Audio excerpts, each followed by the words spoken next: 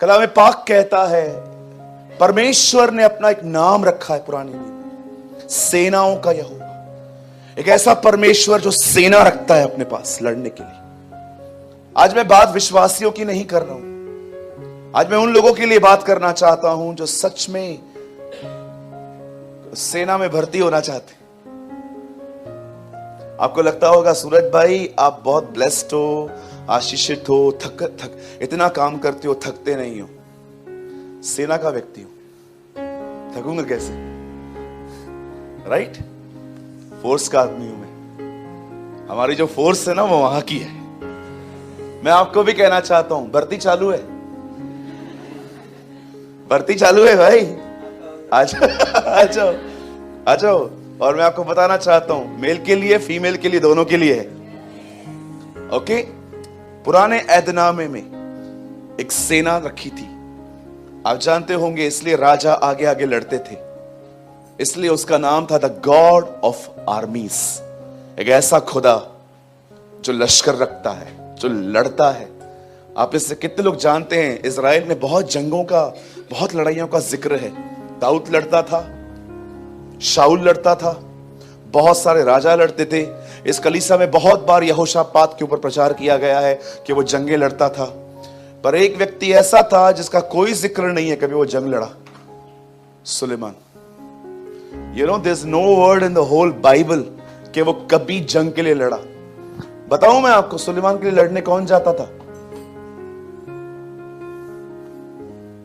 आप पढ़ के हैरान हो जाओगे। आप जानते हो इजराइल के सामने दुश्मन खड़े होते थे, मिस्र का राजा आके उनसे लड़ता था। क्यों? क्योंकि मिस्र के राजा की बेटी सुलेमान की वाइफ थी, और वो सीधा जाके बोलता था अपने बाप को बोलना मेरे लिए लड़े। यू नो वो उसको बोलती थी पप्पा पप्पा पप्पा। सोचो, एक ऐसा बंदा आप बिलीव कर सकते हैं वो लड़ने नहीं गया कभी। आपने देखा जब दाऊद ने पाप किया, नातान उससे मिलने आया। शाऊल ने पाप किया, सैमुएल उससे मिलने आया। इसने 1000 बीवियां रखी, कोई से मिलने नहीं आया। क्यों? इसने वो सारे कनेक्शंस तोड़ दिए थे जहां से कलाम आता है। आपको पता है आप इससे कितने लोग हैं यहां पर जिन लोगों के द्वारा आपको आशीष मिलने वाली थी, उनके प्रति डेविल ने आपको नेगेटिव कर दिया और दूर हो गया। या मैंने देखा है, मैंने प्रभु से कहा ना कोई प्रॉफिट आता है इसके पास, ना कोई याजक आता है इसके पास। और आपको पता है जिस दिन ये मंदिर में गया था रिबन काटने, इनॉग्रेशन डे, लास्ट डे, कभी नहीं मिला उसके बाद आपको कभी ये टेंपल में गया हो। आप पढ़ के देखिए, this is my study. Inauguration day, last day, जिस दिन वो मंदिर में गया, बलिदान किए, खड़ा हुआ, आप आराम से पढ़ो, उसके बाद आपको कभी जिक्र नहीं मिलेगा इसका कि कभी टेंपल में गया है। और लास्ट में इसकी बुद्धि देखी आपने, खा पी चैन कर, ओ जवान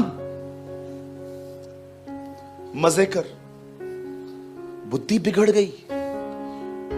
आपको पता है, आपको लगता होगा कि ये बहुत बुद्धिमान व्यक्ति था, पर मैं आपको बताना चाहता हूं 90% इसको विजडम देने वाला इसका बाप था, दाऊद। इसीलिए आप देखते हैं बार बार नीति वचन में लिखा है, हे मेरे पुत्र, हे मेरे पुत्र, हे मेरे पुत्र, ध्यान दे, ध्यान दे, ध्यान दे। इतना उसको समझाया उसने, इतना समझाया। लास्ट में आप देखो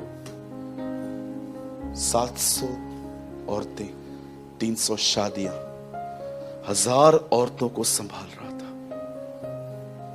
1000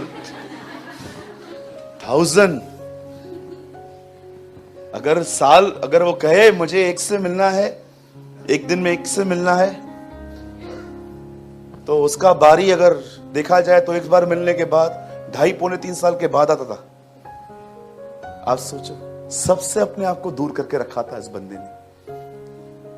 लेकिन बाइबल में ऐसे भी लोग हैं जो जंगे लड़ते थे, जो लड़ते थे। कितने लोग ये बात जानते हैं दाऊद कितना फाइटर था। और आपको पता है दाऊद के, इवन मैं यहोशू को भी देखता हूं, वो लड़ता था। जब भी वो हारता था खुदा को ये नहीं कहता था ओ ये क्या कर दिया हमने, वो हमेशा कहता था हम इसलिए हारे हैं क्योंकि हम जानते हैं तू हमारे मध्य में नहीं था। वो जंगें लड़ता था, लेकिन अब आपको लगता है कि ब्रदर अब ये तो खत्म हो गया ना, ये तो पुराने नियम की बात है। यीशु ने नए नियम में, आइए अब हम आपको कुछ मैं आपको कुछ और बताना चाहता हूं। आइए सब सामने देखिए। आप जानते हो नए नियम में हमारे प्रभु के पास भी एक सेना है। बहुत लोग है ना जीसस को बहुत ज्यादा ही सॉफ्ट समझते। जीसस लव्स यू, यीशु आपसे प्रेम करते हैं, आप कुछ भी करो वो आपका साथ देंगे। ये एब्रॉड का गाना गाना बंद कर भाई। आजकल बहुत सारे आपको लोग मिलेंगे जो रविवार को उधर प्रचार होगा वो आपको भारत में सुनाई देगा। मैंने एक वक्ता को सुना, 10 मिनट की किसने क्लिप भेजी। उन्होंने मुझे कहा ब्रदर आप इसको सुनो तो ये क्या बोल रहे हैं। और पहली बात तो मेरे पास इतना टाइम होता नहीं है कि मैं सुनूं, लेकिन चलो ठीक है मैंने उसको सुन लिया। 10 मिनट की मैंने प्रचार सुनी। 10 मिनट के अंदर एक वचन कोट नहीं किया उस भाई ने, नॉट अ सिंगल स्क्रिप्चर। अरे भाई तू जो बोल रहा है उसका बेस क्या है? किस वचन से तू बात कर रहा है? आप जानते हो बहुत सारे लोगों को लगता है कि यीशु है ना बहुत सॉफ्ट है, वो आप कुछ भी करो क्या। लेकिन आपको पता है नए नियम में यीशु भी अपनी एक सेना तैयार कर रहा है। क्यों लिखा है बाइबल के अंदर के प्रभु और उसकी ताकत में बलवंत बनो, परमेश्वर के सारे आत्मिक हथियारों को बांधो, क्योंकि उसने तुम्हें चुना है। सारे हथियारों को बांध लो ताकि तुम दुष्ट का सामना कर सको। हथियार किस लिए दे रहा है प्रभु? क्योंकि तुम एक सेना हो। चलिए मैं लगा देता हूं, पंकज ये वर्ड बाद में लगाते हैं। आइए यहां देखिए, आप लोग मत खोलिए, आप इसी थीम पे बने रहिए खाली। 6 अध्याय उसका 10वां वचन एफिशिएंस ब्रदर, यहां देखिए क्या लिखा है। मैं आपको फिर से कहना चाहता हूं आज की मीटिंग सबके लिए नहीं है। आज की मीटिंग उनके लिए है जो सेना में भर्ती होना चाहते हैं। कोई है यहां पर जो भर्ती होना चाहता है? सब होना चाहते हैं। चलो फिर तो आज लिखा है इसलिए प्रभु और उसकी शक्ति के प्रभाव में बलवंत बनो। आगे परमेश्वर के सारे हथियार बांध लो कि तुम शैतान की युक्तियों के सामने खड़े रह सको। यहां पर पॉल कह रहा है आपको बहुत सारे हथियारों की जरूरत है। सारे हथियार बोलिए, सारे हथियार। हाँ, और देखो उसके बाद वो क्या कहता है, ताकि तुम खड़े रह सको। आगे क्योंकि हमारा ये मल्ल युद्ध, बोलता है तुम लड़ाई में हो। और आपको पता है आप में से जो लोग यहां बैठे हुए हैं, इतना मारा है उसने आपको, इतना मारा है, दिशा दिख रही है मुझे आपकी। क्योंकि हमारा यह मल्ल युद्ध, कम ऑन एक्टिव होके बैठो, लर्न फ्रॉम योर पास्टर। क्योंकि हमारा यह मल्ल युद्ध लहू और मांस से नहीं है। बोलो अपने बाजू वाले को, मेरी आपसे कोई लड़ाई नहीं है। हाँ, परंतु प्रधानों, अधिकारियों और संसार के शासकों से और दुष्टता की आत्मिक सेनाओं से है जो आकाश में है। यहां पर पॉल कहता है तुम एक लड़ाई में हो, लोगों से लड़ना बंद करो। पति शराब पी के आता है, उसको बोल बोल के और शराबी बनाओ तुम। कुछ बहनों ने अपने पति को और शराब पिलाई है। अरे जब वो घर पे आता है आप उसको बोलते हो तू मर जा, कीड़े पड़े तुझे, ये हो तुझसे वो हो। कभी कभी लोग फ्रस्ट्रेट होके शराब दे देते हैं। आपको क्या लगता है इससे वो शराब बंद करेगा? अरे और बेवड़ा बनेगा। उसके पीछे कोई है, उससे लड़ो। मैं जब लोगों से मिलता हूं तो मैं सिर्फ शराब के प्रति काउंसलिंग नहीं करता, ऐसे कर ऐसे कर ऐसे कर। मैं जाते जाते उनके लिए दुआ करता हूं, प्रभु को कहता हूं प्रभु इसके ऊपर जो प्रभाव है ना उसे तोड़ता हूं यीशु के नाम से। अगले दिन वो लोग खुदा के कहते हैं, बोलते हैं ब्रदर आज ना 9 बजने के बाद कुछ नहीं हुआ। क्योंकि ये सारे भूत 9 बजे के बाद चढ़ते हैं। 9 बज जाएंगे।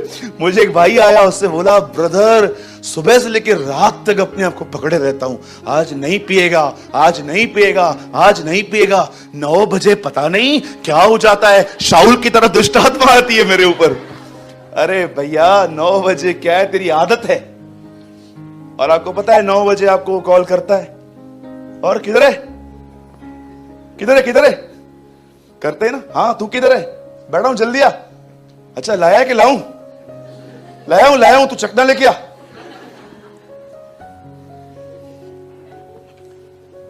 आप में से जितनी भी बहनें यहां बैठी हैं, अगर आपके पति शराब पीते ना, मैं आपको बोलना चाहता हूं अब उसको बोलना बंद कर दो, छोड़ दे छोड़ दे छोड़ दे।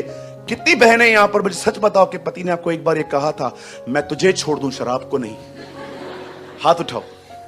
ओह नीचे करो, बाजू वाली देख रही है। अरे कितने लोग हैं मैंने देखा है। एक बार मैं मीटिंग में था, मुझे एक बहन मिलने आई, बोलती है मेरा पति मालूम मुझे क्या बोलता है। मैंने बोला क्या क्या बोलता है? बोलता है तेरे को छोड़ देगा शराब को नहीं। बोला ये इज्जत है मेरी।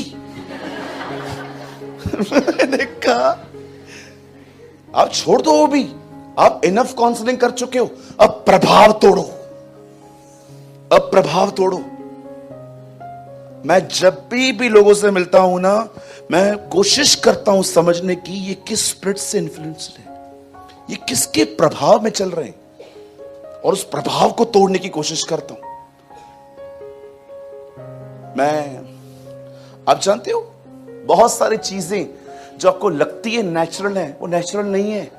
याद रखिए डिप्रेशन एक थॉट प्रोसेस नहीं है, इट्स अ डीमन। अगर आप किसी भी ऐसे व्यक्ति को देख रहे हैं जो डिप्रेशन में लाइफ जी रहा है, काउंसलिंग से अधिक उसको दुआओं की जरूरत है। Trust me. क्या होता है डिप्रेशन? डिप्रेशन की ट्रू मीनिंग है कि आपके अंदर पॉजिटिविटी खत्म हो गई है, खत्म, डिस्ट्रॉय। कुछ नहीं दिखता, आपको लगता है नो एवरीथिंग इज गॉन, सब जाता रहा, ये वो। मदद करो,